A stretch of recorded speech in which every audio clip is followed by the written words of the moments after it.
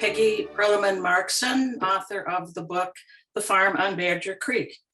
And one of the stories featured in this book is about my one-room school called Valley View, a school I attended until I was in 4th grade.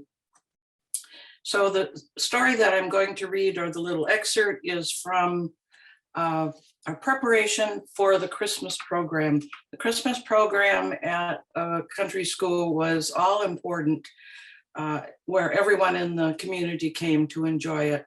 And so our preparation was always very important preparation.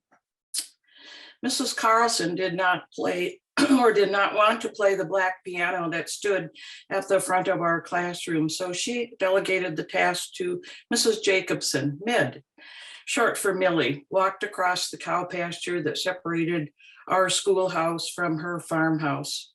She took her place each week on the black bench with her back to us and swayed at the tall piano, singing our favorite songs.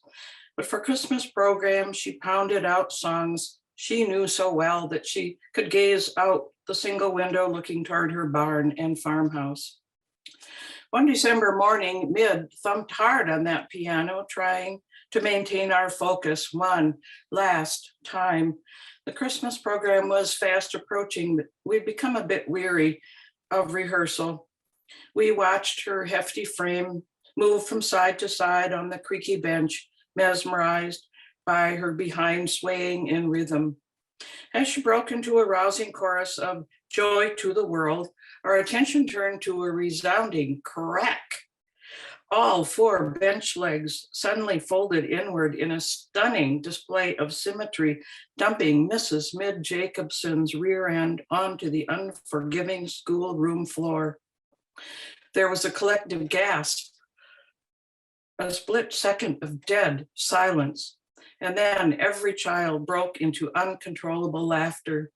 Some fell from their desks howling, some could not stop, even as Mrs. Carlson commanded, while rushing to Mrs. Jacobson's aid. Fortunately, she was unhurt. Laughter reverberated even as Mid rose to her feet, gathered her coat and a morsel of dignity, even as she rushed red-faced from the schoolhouse without a word. Laughter still ringing in her ears, Mid marched home across the pasture. Mrs. Carlson gave us the tongue lashing that we deserved and we would not soon forget. We hung our heads in shame, at the same time fearful we'd burst into yet another fit of giggles.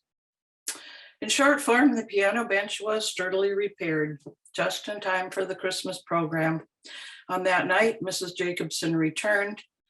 Holding her head high, without flinching, she slid into place on the restored bench. With heroic effort all around, Mid displayed perfect composure. We contained our snickers, and the school program progressed and concluded without a hitch. The curtains closed while the schoolhouse echoed with the applause of an approving audience for the resounding finale, Joy to the World.